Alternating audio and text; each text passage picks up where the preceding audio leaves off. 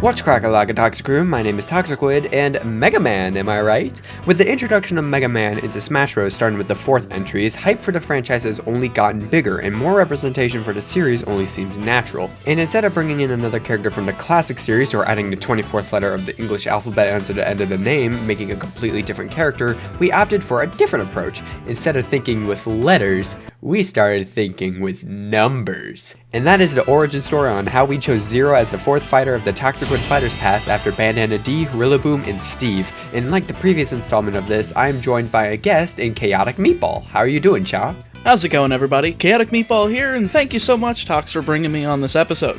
And being the Mega Man maniac that I am, how could I resist making a moveset for one of my favorite characters?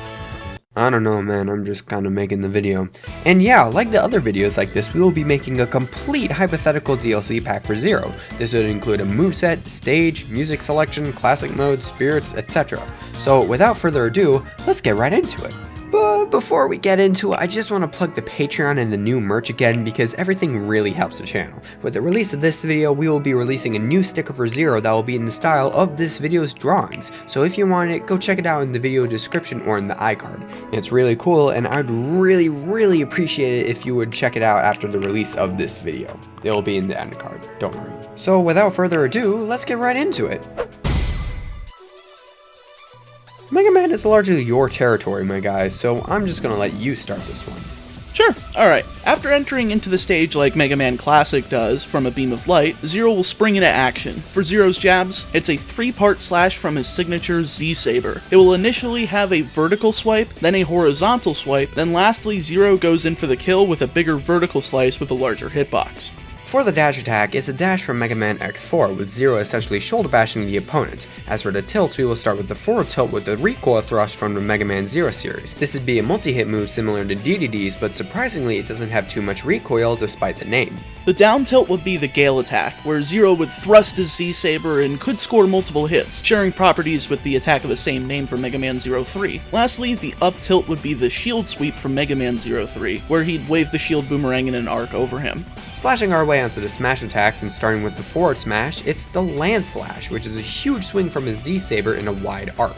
What'd be cool is that you could make it like Mega Man's forward smash and have the range be dependent on how much you charge it, with the uncharged and charged versions having vastly different ranges and hitboxes. The up smash is the up thrust from X5, where he propels the hilt of the blade upwards and a spark of plasma erupts from it. The down smash is the Shipuga, where Zero's performs a low slash, spinning around in a circle akin to Shulk. That's really it for the standard attacks, so let's bust our way through the aerials. The aerials are pretty easy to explain, as every single one of them have concrete inspirations from specific games. Most of the aerials are actually from Mega Man X4, such as the Kuenbu for his neutral aerial, the air slash also from X4, the forward aerial is an aerial version of the wall slash from X6, the upwards aerial is the Denjin from X5, and lastly the downwards aerial is from X4 with the Hayuretsuzan. I'm sure none of our English-speaking audience understood that, but hey, I'm just here to tell you what the moves are. For the grab, he doesn't pull out any fancy gadgets or whatever, and he just grabs you by the hand and pummels you with uncharged buster shots. So he pummels you with lemons? Those are not lemons, they are plasma shots that are powered by Zero's core. Aight.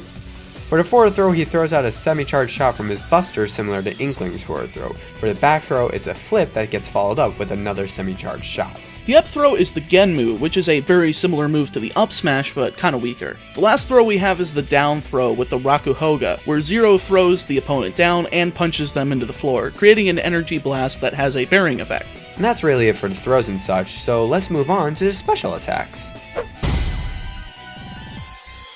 The special attacks are where Zero really outdoes himself, with all of them being lifted from various games that Zero appears in. The neutral special is the Zero Buster from X4, which is a powered up version of Mega Man X's. It's much slower than Mega Man Classic's Lemons, but they pack much more of a punch. The side special would be the Raijin Geki, which is where Zero lunges forward with the Z-Saber, turning into blue lightning. This attack also comes from X4. The down special would be the Ice Blade from Mega Man 04, and would be a slash that makes a rising ice blade that travels along the stage, like a combination between the Ice Climber's Ice Shot and Terry's Power Wave, as when performed mid-air, the ice just kinda drops to the ground and breaks on impact. Lastly, the up special would be the Ryo-Engine from X4, which is basically Roy's Blazer move, but this attack has a much bigger hitbox, but a shorter horizontal range. For Zero's final smash, let's bust out the Ito Ryodan from Marvel vs. Capcom, where Zero charges up his Z-Saber so much that it creates a Beamer 3 that travels along the stage. And that's really it for Zero's moveset. All that's left is his taunts, alternate costumes, stage, spirits, classic mode, and music selection. Alright, starting with our up taunt, Zero jumps into the air and sparks his awakened aura, which is shown in X5, before dropping back down. The down taunt has Zero hit the floor for a superhero landing type of deal. Then the side taunt has him do his victory pose from X4 before going back into the idle animation. For the alternate costumes, we wanted to represent all facets of Zero, so we pulled not just from his iconic Mega Man X design, but we also have an alternate Mega Man Zero set of costumes as well, sort of like how Cloud and Bayonetta work. There's the default, Black Zero, AXL color, Nightmare Zero, and then the Mega Man Zero model, a Fefnir palette, a Leviathan palette, and a Harupia palette. As for the stage, Cha really wanted a Sky Lagoon from X4, so I'm just gonna go with it. It is a mostly flat and uniform stage, up until it starts collapsing where it'll transform from that to this. This is thanks to Magma Dragoon, who will make a stage cameo behind the action from all the wreckage.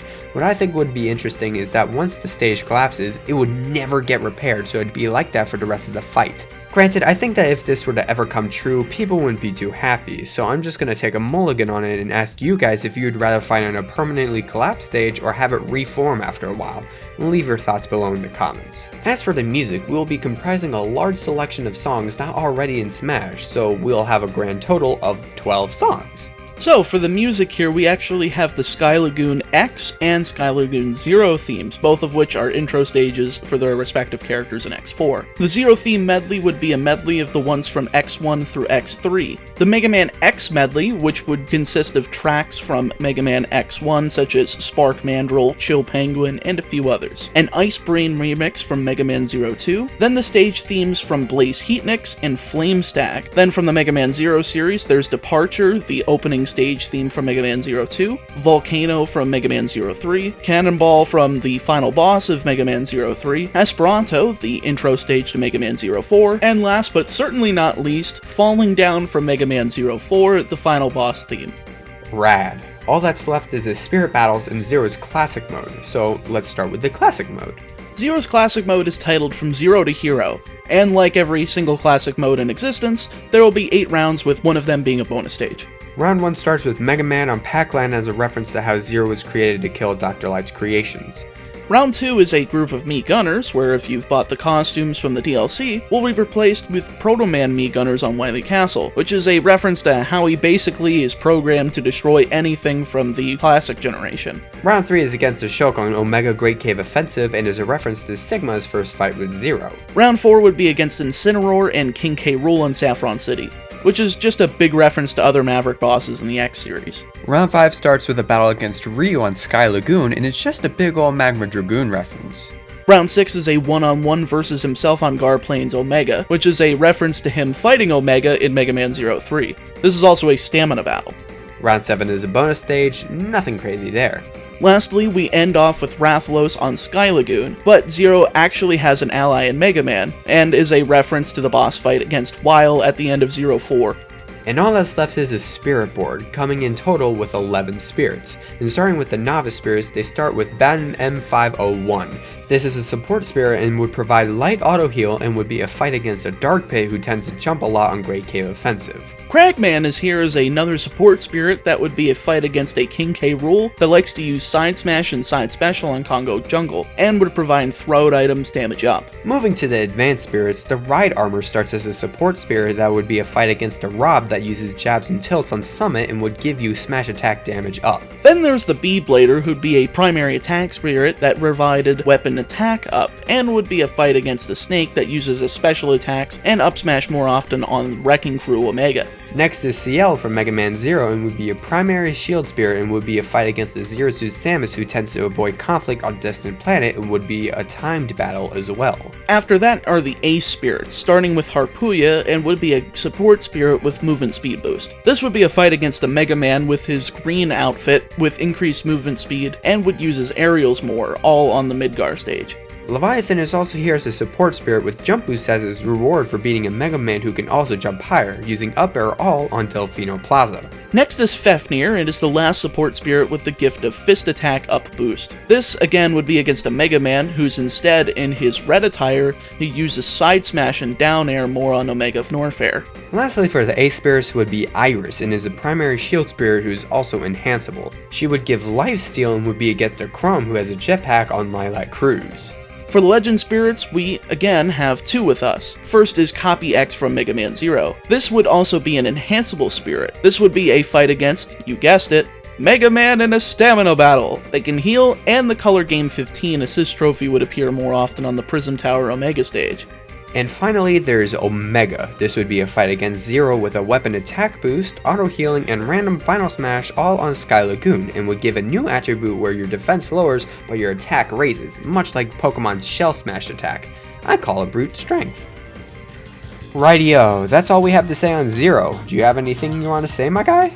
Well, thank you so much for having me on this video, man. If you want to check out my channel, it'll be in the description as well as in the iCard on the top right-hand corner of the screen. I do reviews of Mega Man games, Pokemon challenges mainly, and a few video game metal remixes here and there. In fact, I have a Mega Man medley that's almost 40 minutes long featuring 60 other video game musicians that I think you guys would really enjoy if you like this video. Thank you so much for watching. What did you guys think of this fighter concept? What would you change? I certainly had a lot of fun making it, and honestly, Chad did a lot of the heavy lifting in the concepting department, so I can't take all the credit. And I alluded to this back in the intro of this video, but I do have merch now, and now that includes the new What If Zero Was a sticker on sale now over at my Teespring store. And if you still want to support me even more, consider checking out my Patreon. I have a lot of perks and such, and it would really help me out if you went over there and potentially drop $1 for every video that I create. But that's really it. Thank you so much for watching, and let's see that 5-5 reveal, baby! Keep on crack-a-lackin'. Yeehaw!